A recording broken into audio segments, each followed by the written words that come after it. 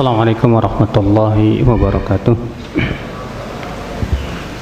Innal hamdalillah nahmaduhu wa nasta'inuhu wa nastaghfiruh wa na'udzu billahi min shururi anfusina wa min sayyiati a'malina. Man yahdihillahu fala mudilla lahu wa man yudlil fala hadiya lahu. Asyhadu an la ilaha illallah wahdahu la syarika lahu wa asyhadu anna Muhammadan abduhu wa rasuluh. Qala Allah Ta'ala fi kitabihil karim, ya ayyuhalladzina amanu taqullaha haqqa tuqatih wa la tamutunna illa wa antum muslimun, amma ba'd. Saudaraku sekalian, senantiasa kita memuji Allah atas limpahan karunia dan nikmat yang Allah berikan kepada kita, terutama nikmat Islam dan nikmat iman, karena ini adalah nikmat yang sangat besar sekali yang Allah berikan kepada hamba-hambanya.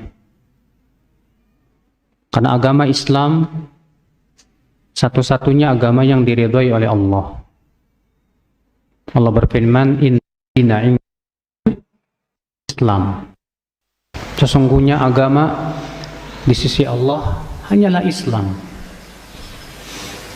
Allah juga berfirman, wa may yabtaghi ghairal islami dina falan yuqbala min wa huwa fil akhirati minal khasirin. Barang siapa yang mencari selain Islam sebagai agama, maka tidak akan diterima, dan nanti di hari akhirat ia termasuk orang-orang yang merugi. Maka dari itu, ya, Allah pun di hari kiamat tidak akan menerima agama selain Islam, dan tidak akan ada yang masuk surga kecuali Muslim. Rasulullah bersabda tentang surga, innaha la tadkhuluhu illa nafsun muslimah. Sesungguhnya surga itu tidak akan dimasuki kecuali oleh jiwa yang muslim. Dan ini Islam adalah agama seluruh nabi dan rasul. Seluruh nabi, seluruh rasul agamanya di atas agama Islam, yang hakikatnya menyerahkan diri kepada Allah, yang hakikatnya yaitu mentauhidkan Allah dan menjauhkan kesyirikan. Ini dia Nabi Yusuf berdoa kepada Allah agar diwafatkan di atas Islam. Nabi Yusuf berdoa, tawaffani muslima wa alhiqni bis salihin. Ya Allah, wafatkan aku dalam keadaan muslim, ya Allah. Wa alhiqni bis salihin, dan masukkan aku dalam golongan orang-orang yang saleh. Masya Allah. Sampai Nabi Yusuf minta kepada Allah agar diwafatkan dalam keadaan muslim. Nabi Ibrahim, beliau adalah Abul Anbiya, bapaknya para nabi, memproklamirkan bahwa dirinya muslim. Beliau mengatakan, hanifan muslima wa ma ana minal musyrikin. Nabi Ibrahim mengatakan apa? Bahwa dirinya hanif. Hanif itu yang lurus di atas tauhid. Hanifan muslima, dan beliau seorang muslim. Wa ma ana minal musyrikin, dan tidaklah aku termasuk orang-orang yang berbuat syirik. Subhanallah, berarti saudaraku sekalian, ya, berarti Islam itu adalah agama semua nabi dan rasul. Islam adalah agama Nabi Musa, Islam adalah agama Nabi Isa, Islam adalah agama Nabi Nuh, Nabi Adam, dan seluruh nabi dan rasul sampai Rasulullah sallallahu alaihi wasallam. Semua nabi agamanya satu, yaitu Islam. Rasulullah bersabda, ya al-anbiya'u ikhwatun li'allat dinuhum wahid wa ummahatum syatta. Para nabi itu bersaudara, kata Rasulullah. Agama mereka satu, tapi syariat mereka berbeda-beda. Makanya Allah menceritakan dalam Al-Quran, semua nabi, semua rasul, dakwahnya sama, mengajak agar hanya beribadah kepada Allah saja. Allah berfirman, وَلَقَدْ بَعَثْنَا فِي كُلِّ أُمَّةٍ رَسُولًا أَنِ اعْبُدُوا اللَّهَ وَاجْتَنِبُوا الطَّاغُوتَ. Sungguh kami telah mengutus pada setiap umat rasul. Apa seruan para rasul? Hendaklah kalian beribadah kepada Allah saja dan jauhi para tagut. Siapa tagut?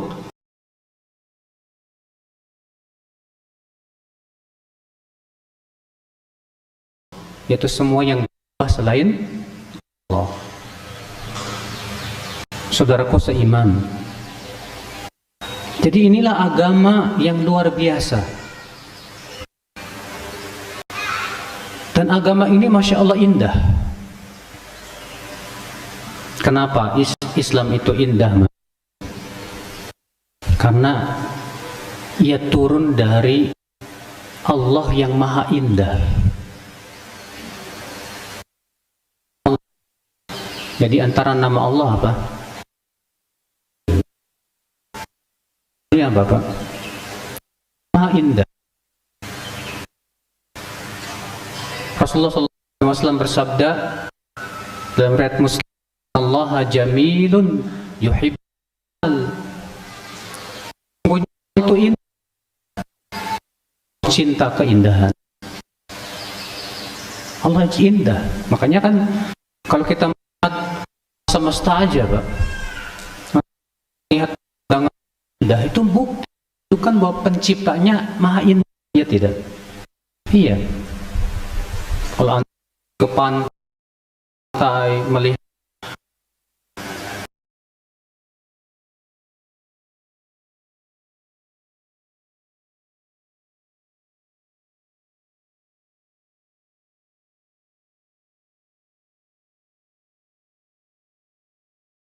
apa kalau matahari terbit? Sunset ya? Hah? Sunset pisang ya? Sun apa? Sunrise, terbit matahari. Allah ingin menikmati keindahan. Baru matahari yang mau terbit saja terlihat indah, atau matahari yang terbit saja ketika antum lihat matahari terbit, wah indah. Tapi sadar nggak ketika kita menikmati pemandangan indah, ciptanya itu maha indah. Keindahan alam itu membuktikan penciptanya maha indah. Allah, pastilah semua perbuatan Allah indah, ya nggak?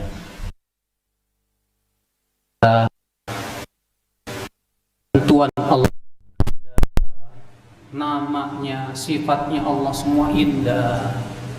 Termasuk agamanya yang Allah turunkan kepada para nabi dan rasul, pasti indah, saudara. Iya.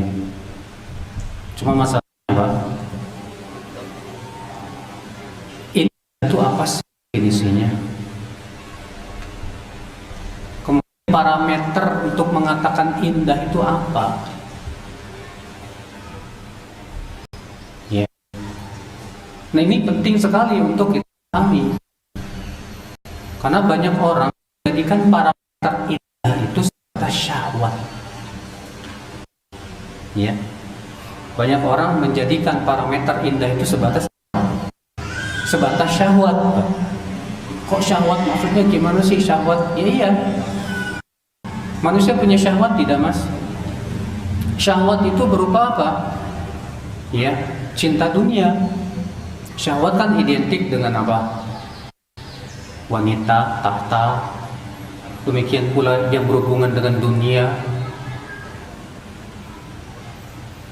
Nah, kita paham bahwa keindahan yang hakiki itu bukan karena syahwat. Keindahan yang hakiki itu parameternya adalah sesuai yang Allah indah. Karena ini keindahan ya Pak.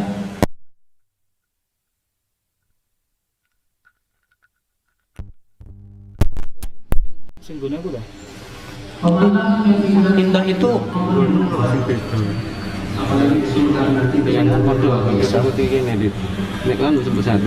maka dari itu kita juga harus melatih diri di dalam melihat sesuatu itu indah atau tidaknya, bukan sebatas menurut syahwat sendiri, bukan.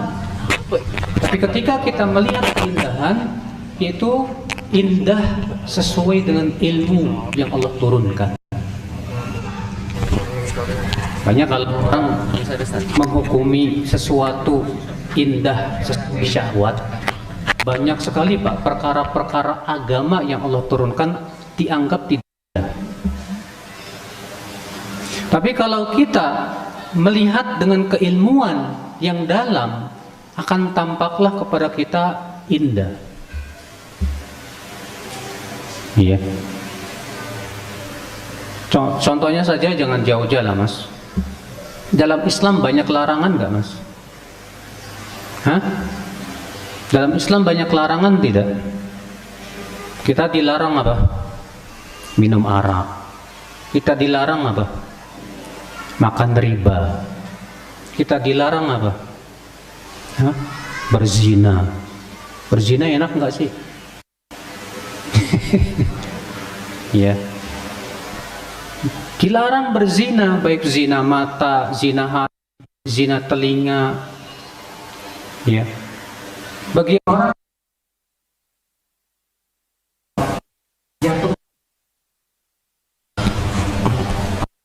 jatuh itu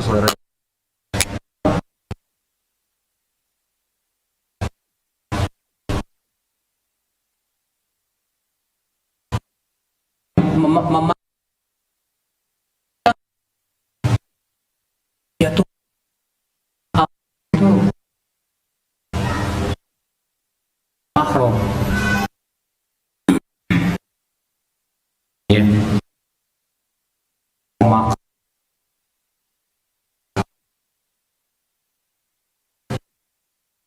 Minum. Ini keindahan apa? Syahwat. Kalau syahwat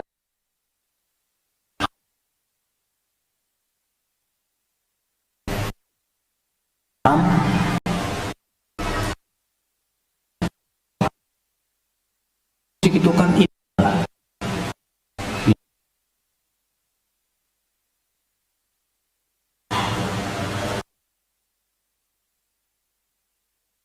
Nyanyian yang sedih gitu ya, dengan disertai dengan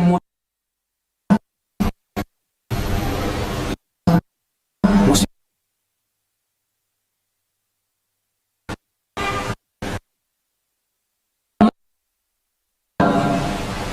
dia akan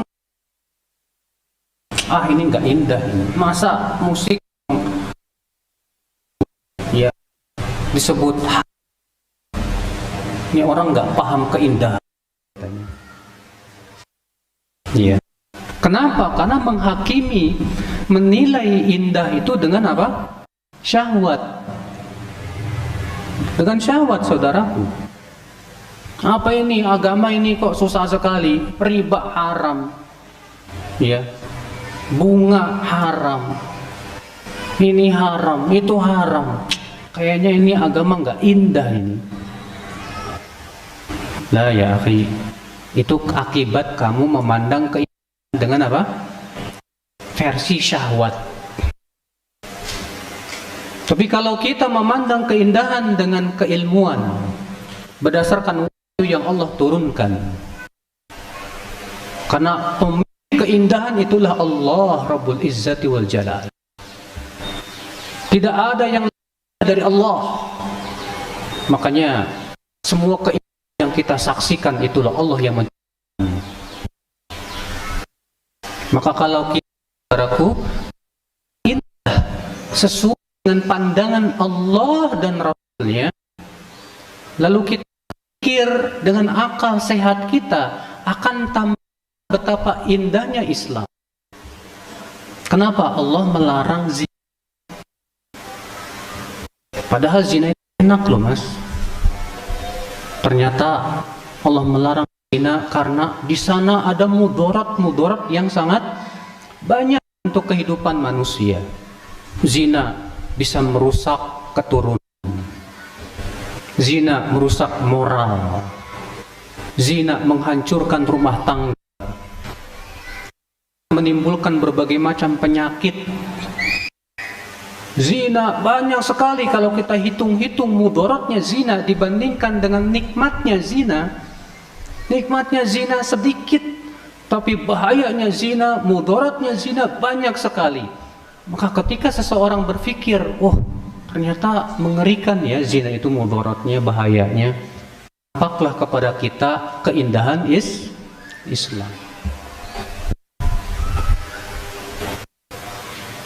Kalau kita mikirkan musik kok haram, kan bagus, indah itu musik. Iya. Tapi kalau kita pikirkan secara akal, secara ilmu dari Allah Rabbul Izzati wal Jalalah, Allah menyuruh supaya kita banyak mengingat siapa? Banyak mengingat Allah. Dan Allah menyebutkan dalam Al-Quran bahwa sumber ketenangan hati itu dengan mengingat Allah. Allah berfirman, ala bidzikrillahi tatma'innul qulub. Ketahuilah berzikir kepada Allah itu buat hati tenang, tentram. Allah melarang kita menjadi orang-orang yang gofil. Gofil itu lalai. Allah mengatakan wala takum minal ghafilin. Jangan kalian menjadi orang-orang yang lalai. Allah melarang kita untuk lalai, Pak. Dan Allah melarang orang-orang yang lalai itu. Ketika Allah menyebutkan tentang sifat penduduk api neraka, Allah menyebutkan bahwa sifat lalai dari mengingat Allah. Allah berfirman dalam surat Al-A'raf ayat 179. Walaqad dzara'na li jahannama katsiran min ins lahum la walahum a'yunun la yubsiruna biha wa adhanun la yasma'una biha ulaika kal an'ami adall ulaika ghafilun. Sungguh kami telah siapkan untuk neraka Jahanam ini, penduduk-penduduknya dari jin dan manusia. Bagaimana sifat mereka, Pak, penduduk neraka Jahanam? Bagaimana sifat mereka? Allah mengatakan mereka punya hati, tapi tidak digunakan untuk memahami ayat-ayat Allah. Mereka punya mata, tapi tidak digunakan untuk melihat ayat-ayat Allah. Mereka punya hati, tidak punya digunakan untuk memahami ayat-ayat Allah. Punya mata, tapi tidak digunakan melihat ayat-ayat Allah. Punya telinga, mereka tidak gunakan untuk mendengarkan ayat-ayat Allah. Apa kata Allah? Mereka bagai binatang. Bahkan mereka lebih sesat dari binatang ternak. Mereka itulah orang-orang yang lalai. Allah juga melarang supaya Allah melarang kita lupa kepada Allah, yang berakibat Allah jadikan kita lupa kepada maslahat diri kita sendiri. Allah berfirman, wala takunu kalladzina nasullah fa ansahum anfusahum. Jangan kamu menjadi orang yang melupakan Allah, maka Allah pun jadikan ia lupa kepada dirinya sendiri. Kata para ulama, artinya orang yang lupa kepada Allah, dia akan lupa kepada maslahat dirinya sendiri. Sedangkan mengingat Allah maslahat nggak, Pak, buat diri kita, Pak? Maslahat banget, Pak. Nah sekarang, Pak, Musik itu adalah perkara yang sangat melalaikan hati. Bahkan orang saking gandrungnya sama musik, lebih asyik dengan musik dan nyanyian dibandingkan dengan Al-Quran. Ya. Lihat saja, orang kalau dengerin musik terkadang nggak kerasa udah gerak, nggak kerasa tapi udah gerak.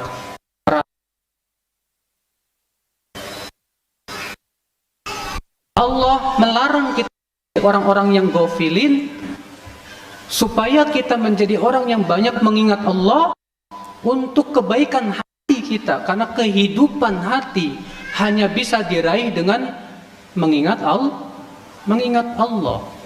Makanya kenapa dalam hadis-hadis yang sahih Rasulullah melarang kita terhadap alat musik, Pak. Karena disitulah rahasia yang supaya kita tidak termasuk orang-orang lain dari ingat Allah Azza wa Jalla. Coba kalau kita pikirkan dengan cerdas berdasarkan wahyu dari Allah, akan tambah sekali, Pak, keindahan Islam tuh, Pak. Allah tidak ingin, Pak, di hati kita ada sesuatu yang lebih indah dari ingat Allah. Allah tidak ingin. Allah ingin supaya ingat Allah. Itu yang Allah ingin, itu yang Allah minta kepada kita. Dimana kalau kita mengingat Allah, hati kita jadi takut, hati kita menjadi ingin kembali kepada Allah. Ketika bermunajat kepada Allah, berdoa kepada Allah, kita merasakan nikmat rasanya. Ketika kita sholat, kita bisa khusyuk, masa terasa nikmat, Masya Allah. Tapi kalau misalnya antum sudah terbawa dengan musik, nyanyi,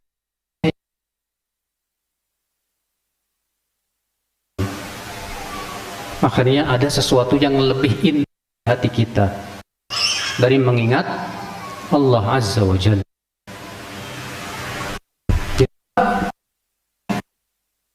Jadi indah sih.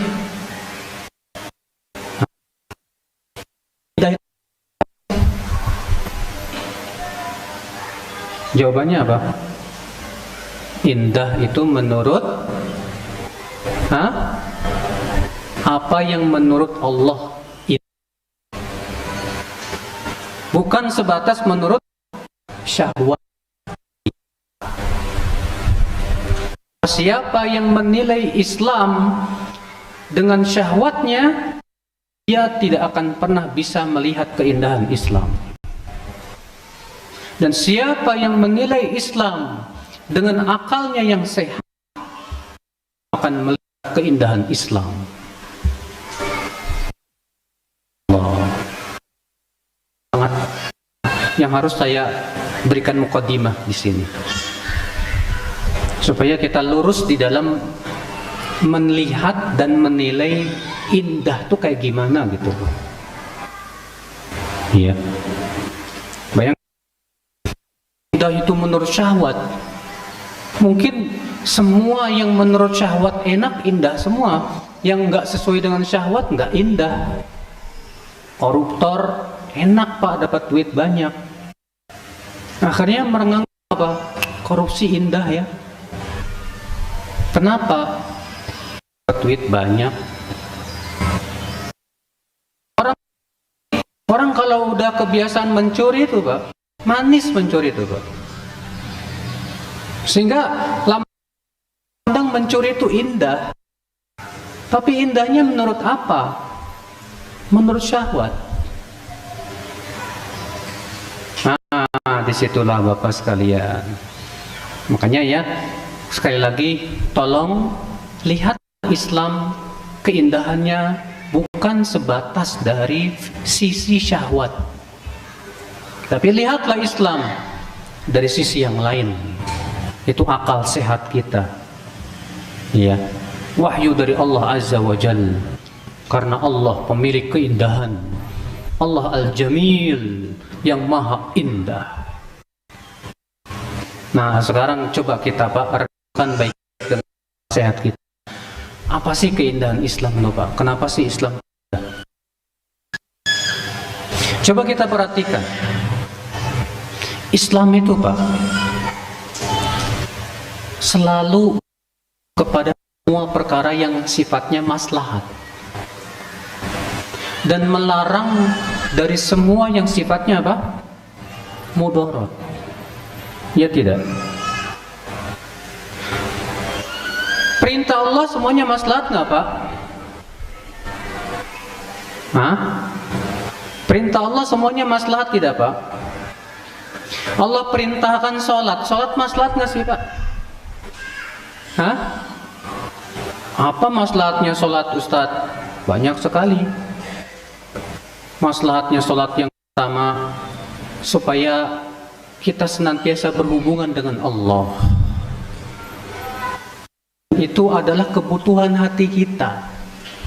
Yang kedua, supaya Allah gugurkan dosa-dosa kita dengan sholat. Sebutkan dalam hadis, idza qamal abdu yusalli, apabila seorang hamba sedang berdiri sholat, akan diletakkan dosa-dosanya itu di kepalanya atau di pundaknya. Jika dia ruku, maka berguguranlah dosa-dosanya. Jika ia berdiri lagi, disimpan lagi dosa-dosanya di kepalanya atau di pundaknya. Jika dia sujud, berguguran lagi dosa-dosanya. Masya Allah. Apalagi maslahat sholat Pak. Sholat itu mencegah kita dari perbuatan apa? Keji dan mungkar. Allah berfirman, inna sholata tanha anil fahsya'i wal munkar. Sesungguhnya sholat itu mencegah dari perbuatan keji dan mungkar. Masya Allah. Betapa agungnya sholat. Orang yang senantiasa menjaga sholatnya, Allah berikan kekuatan pada hatinya untuk meninggalkan perbuatan keji dan mungkar. Iya. Pernah ada seorang sahabat melapor ke Rasulullah. Apa kata sahabat? Wahai Rasulullah, inna fulan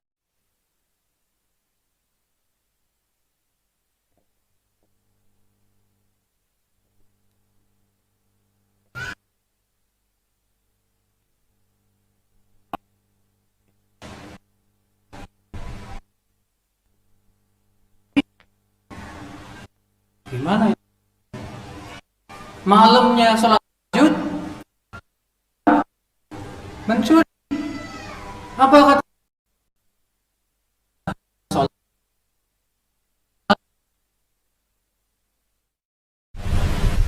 Kelak sholatnya akan mencegah dia.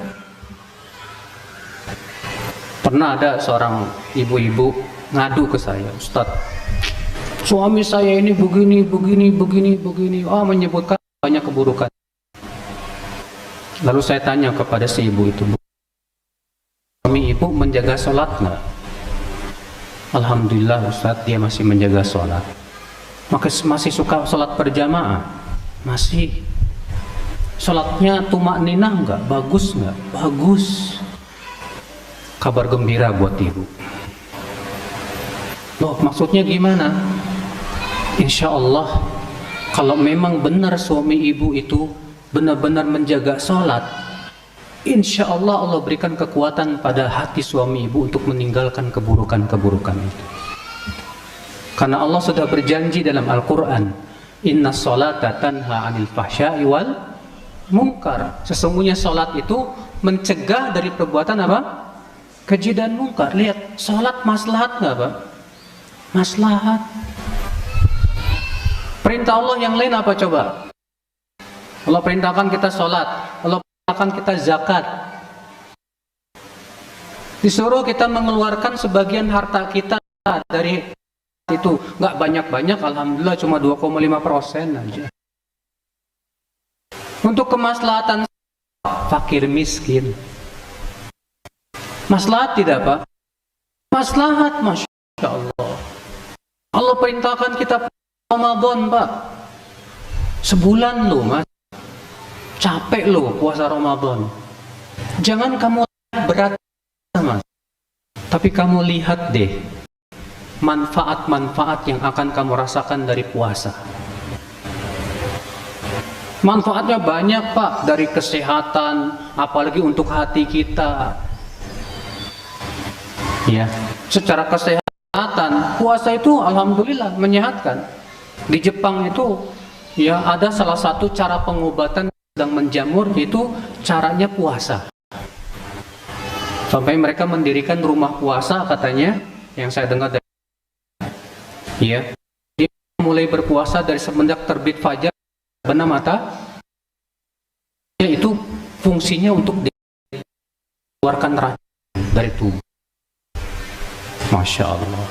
Belum lagi untuk hati kita. Puasa itu rata-rata hatinya dekat sama Allah.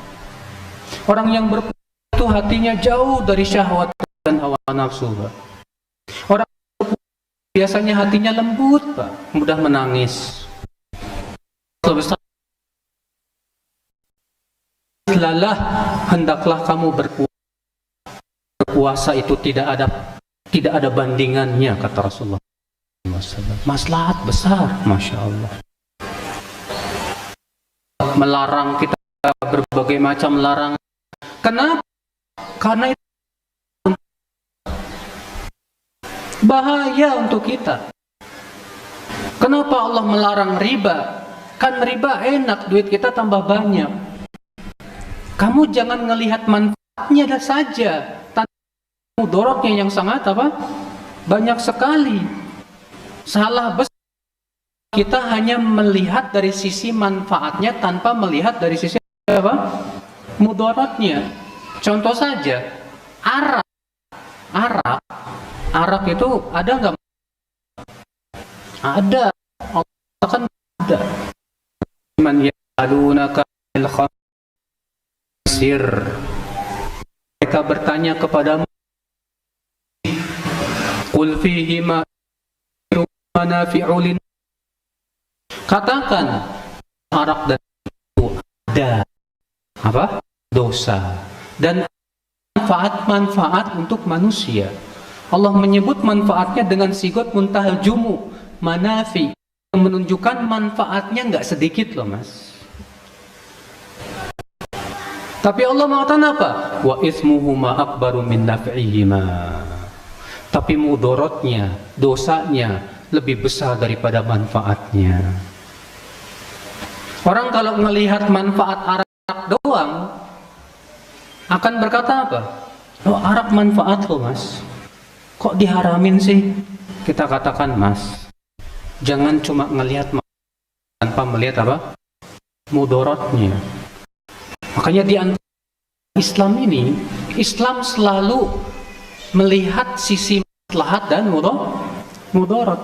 Kalau bertemu nih ya antara maslahat dan mudarat, yang kita lakukan apa? Lihat paling besar. Kalau lebih bandingkan mudaratnya, nggak masalah, silahkan. Kalau lebih besar banding, jangan. Haram hukumnya.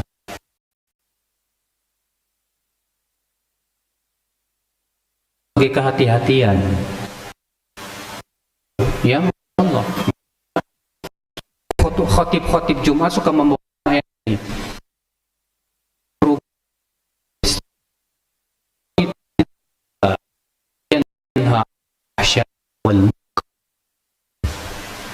Ini ayat sebetulnya kaidah yang agung banget loh, Pak. Innallaha ya'muru bil 'adli wal ihsan. Sesungguhnya Allah perintahkan ke semua keadilan dan semua perbuatan ihsan. Wa ya'muru bil fahsya'i wal munkar wal bagh. Dan Allah melarang dari perbuatan keji, mungkar, dan berbuat zalim. Masya Allah. Apa indahnya Islam ini, Pak.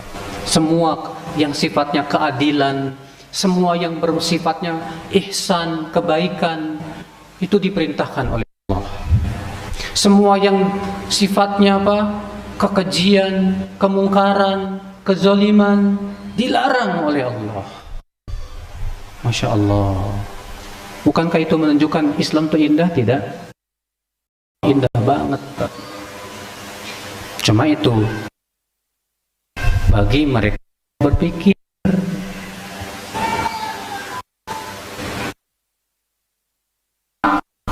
Tak bisa melihat itu, Pak. Makanya kan Allah nyuruh kita berpikir, tidak, Pak? Hah? Iya. Afala ta'qilun? Apa kalian tidak berakal? Allah berfirman, afala tatafakkarun? Yatafakkarun. Apa kamu tidak berpikir? Makanya tuh pikiran jangan cuma dipakai buat mikirin kuliner. Pikiran tuh jangan cuma dibuat mikirin AWW aja, poligami aja, mikirinnya kayak gitu aja.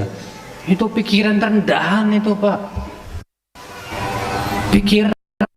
Pikiran tuh yang bagus gitu loh. Mikir yang manfaat, yang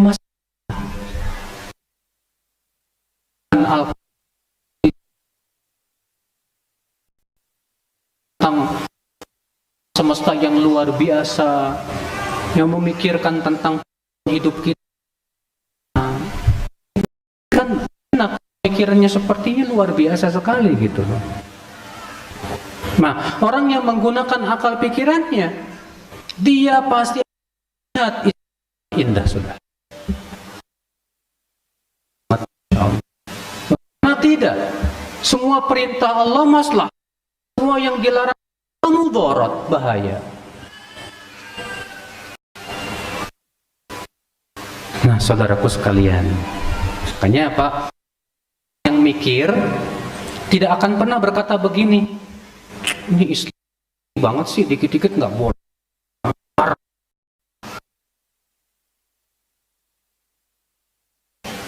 Iya.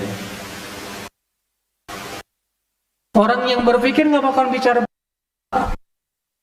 Orang berkata, kenapa sih Allah melarang pacaran? Dipikirkan baik, dicerna baik-baik. Kenapa pacaran itu haram? Oh, ternyata pacaran itu merusak hati, Pak. Sehingga buat zikir pada Allah itu susah, Pak. Susah. Orang itu, Pak, sama perempuan, makhluk halus, ya, itu sholat aja nggak khusyuk, Pak. Bahkan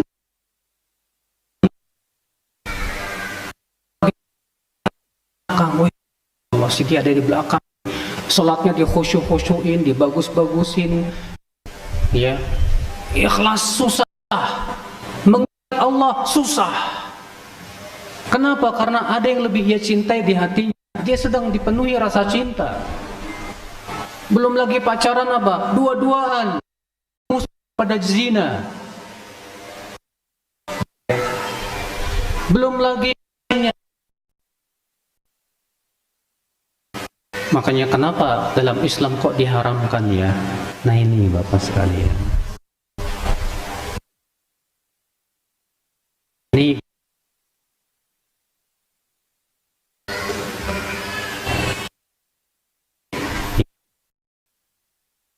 kenapa Islam memerintahkan semua yang maslahat dan melarang dari semua yang mudarat. Kalau bertemu antara maslahat dan mudarat, Islam menimbang apa dan manfaatnya dari mudaratnya boleh dalam Islam. Dan apabila mudaratnya jauh lebih besar, lebih dibandingkan, haram dalam Islam.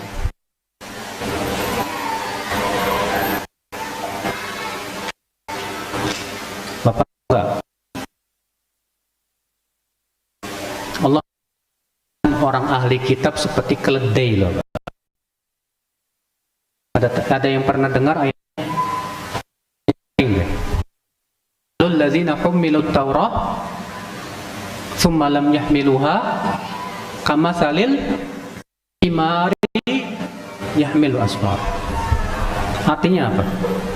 Perumpamaan orang-orang yang diberikan Taurat kemudian tidak membawanya dengan semestinya, artinya tidak mempelajarinya, tidak mengamalkannya gitu loh. Kata Allah apa Pak? Seperti keledai yang membawa kitab-kitab besar. Apa sih sisi perumpamaan ini maksudnya gimana sih Pak? Seperti keledai yang membawa kitab besar. Coba Pak, keledai itu bisa baca nggak? Hah? Nggak bisa. Keledai menganggap kitab yang ada di punggungnya ini apa? Beban. Bagi dia, ini beban ini. Pakai kitabnya bagi beban ini. Nah berarti orang yang menganggap Al-Quran, hadis, Islam cuma beban dalam hidupnya, maaf, berarti dia masuk dalam tadi.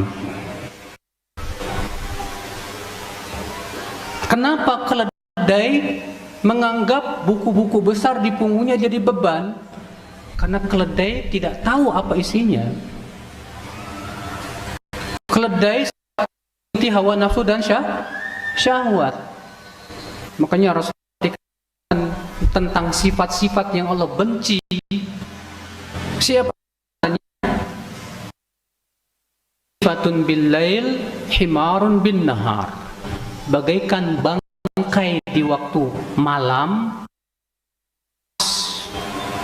dan bagaikan keledai di waktu siang. Maksudnya apa? Suka ikutin syahwat dan hawa nafsu.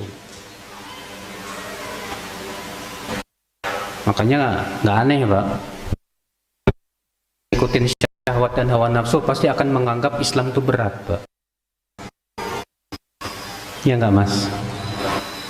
Jangan tidur, jangan bobo.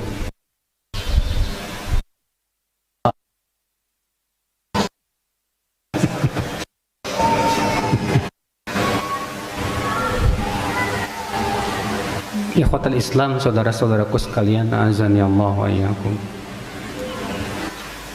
Nah, kenapa Islam itu mudah? Yang kedua, tadi yang pertama, Islam itu indah karena Islam apa tadi? Memerintahkan semua yang sifatnya maslahat dan melarang semua yang sifatnya apa? Mudarat. Kedua, kenapa Islam itu indah, Pak? Karena Islam itu agama yang bersifat syamil, kamil, menyeluruh dan sempurna.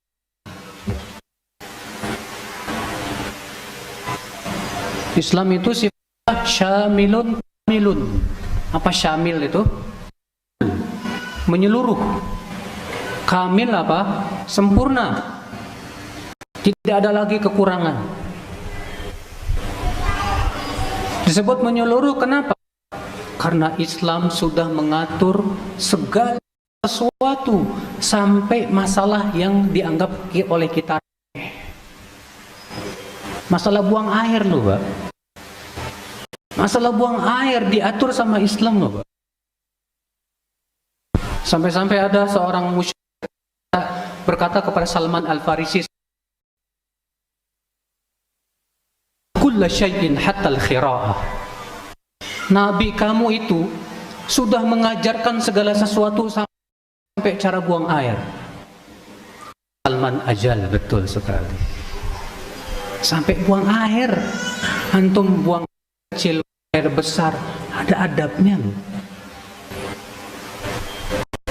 Kalau itu masalah yang dianggap remeh, bagaimana masalah yang lebih besar dari itu? Semua perkara sudah diatur oleh Islam, ada aturannya. Cara tidur, bagaimana makan, minum, berpakaian, bagaimana dalam rumah tangga kita, dan dalam seluruh sisi-sisi kehidupan kita. Islam sudah mengaturnya, Masya Allah. Dan Islam itu setelah sempurna, Allah berfirman, Al-yawma akmaltu lakum dinakum. Pada hari ini aku telah sempurnakan untukmu agama. Dan kesempurnaan agama itu nikmatnya luar biasa, Pak. Nikmat. Imam Bukhari meriwayatkan dalam sahihnya, ada seorang laki-laki datang kepada seorang Yahudi, ya. Ada orang Yahudi datang kepada Umar bin Khattab, itu Amirul Mukminin. Kenalkan Umar bin Khattab. Siapa yang nggak kenal? Sahabat yang luar biasa itu. Apa kata orang ini, Pak, kepada Umar bin Khattab? Ya Amir, ayah fi kitabikum law nazalat alaina ma'syaral yahud latakhadnaha 'idan. Hai Amirul Mukminin, ada satu ayat di dalam Al-Qur'an, dalam kitab suci kalian itu. Ada satu ayat suci kalian itu yang kalaulah ayat tersebut turun kepada kami orang-orang Yahudi, kami akan jadikan hari diturunkannya ayat itu sebagai hari raya.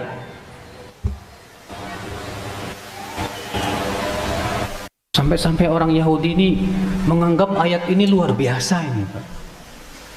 Apa kata Umar? Ayat yang mana itu? Kata orang Yahudi ini, yaitu al-yawma akmaltu lakum dinakum. Pada hari ini aku telah sempurnakan untuk agama.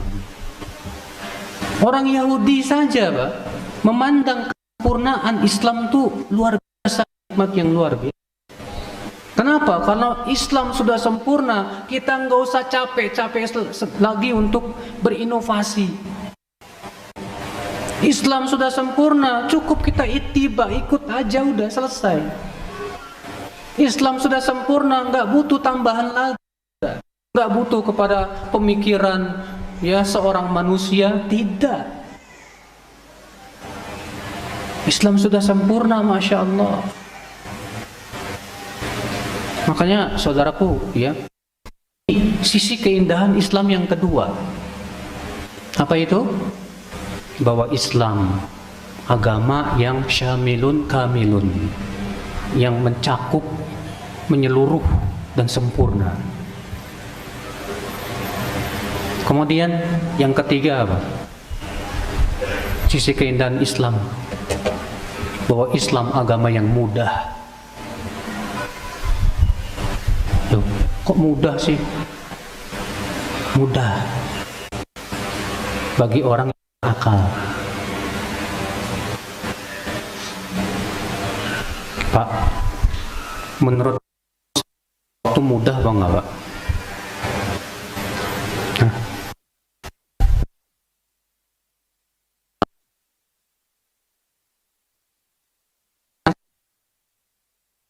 Mudah. Berat rasanya mau pergi ke masjid, berat banget.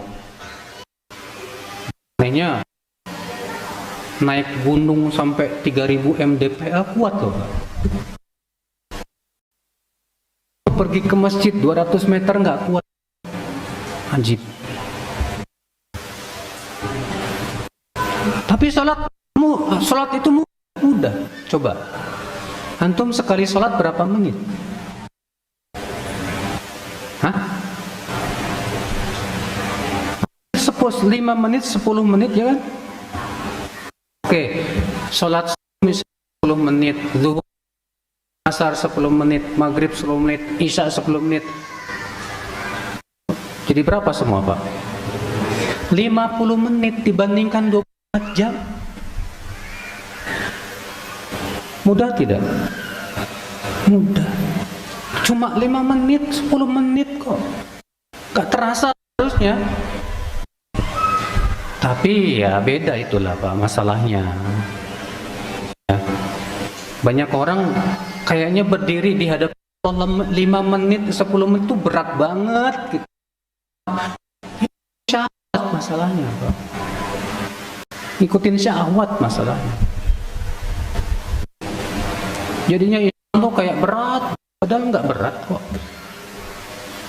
Puasa Ramadan berat sih sepertinya. Kita pikir-pikirkan, Allah wajibkan dari 12 bulan berapa bulan? Dari 1 bulan puasa dari kapan sampai kapan? Apakah Allah wajibkan 24 jam? Hah? Nggak sampai 20. Di Indonesia enak, dari terbit matahari banter 12 jam, lebih dikit lah. Tidak wajibkan 24 jam, Pak, bayangkan. Mudah tidak, Pak? Itu bagi mereka yang sakit, dibolehkan nggak puasa? Fadhal. Faman kana minkum maridan aw ala safarin fa'iddatun min ayyamin ukhar. Siapa yang di antara sakit atau safar bepergian jauh, boleh dia tidak puasa, tapi dia harus wajib mengganti qadha di hari yang lain. Mudah. Allah wajibkan zakat, mudah. Tapi buat orang yang bin koret alias medit, ya, susah. Allah wajibkan antum punya duit, pernah minta cuma 2,5%, dan itu pun cuma sekali, setahun sekali, bukan sebulan sekali, bukan. Kalau adapun zakat profesi sebulan sekali ini tidak ada dalilnya, nggak ada syariatnya zakat profesi itu. Karena yang namanya profesi, kalau antum profesinya sebagai antum profesi sebagai apa, karyawan, gaji pakai apa? Pakai hah? Pakai duit. Yang namanya duit dikonversi ke emas dan perak. Emas dan perak. Yang namanya zakat emas dan perak wajibnya setahun sekali apa sebulan sekali? Setahun sekali. Iya. Cuma setahun sekali, mintanya aja Allah minta juga cuma 2,5%. Itu pun kalau ada duitnya, kalau nggak ada duitnya ya gimana lah? Allah maafkan. Mudah tidak, Pak? Mudah. Nggak pernah Allah mau meminta kita, ya, ada dalilnya. Zakat 20% dari Islam, Pak. Paling tinggi dalam Islam itu zakat apa? Zakat pertanian yang tidak membutuhkan kepada apa? Pengairan dan yang lainnya. Sebatas tada hujan aja udah tumbuh, mati. Ini pun diminta 1/10.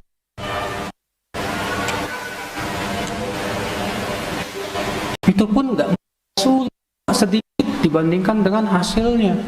Karena nisabnya kan banyak. Coba deh pikirkan. Yang Allah syariatkan tuh mudah, Pak, sebetulnya, Pak. Kalau kita mau berpikir. Tapi kalau kita mau mikir, yang kita pikirkan syahwat doang, ya pasti kamu menganggap Islam itu susah.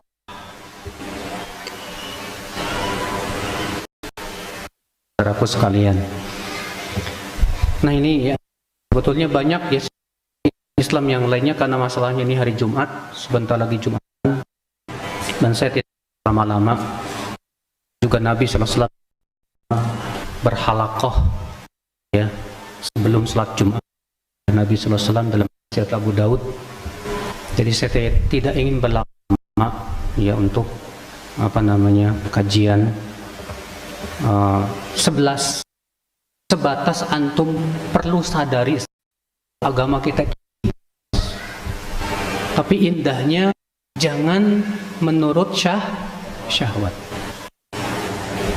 Pandanglah Islam itu keindahannya menurut ayat Allah dan Rasulnya, itu pandang indah. Menurut kita indah, tentu di sisi Allah apa? Nah ini saudaraku sekalian, ya mohon maaf ya, karena ini hari Jumat masalahnya, dan kita juga harus syariatkan sebelum Jumatan sibuk dengan membaca Al-Quran, sholat dan yang lainnya. Demikian, subhanakallah bihamdi, asyhadu an la ilaha illallah wa atubu ilaika. Wassalamualaikum warahmatullahi wabarakatuh. Untuk tanya jawabnya Ustaz Musyafa, beliau yang lebih berhak menjawab pertanyaan.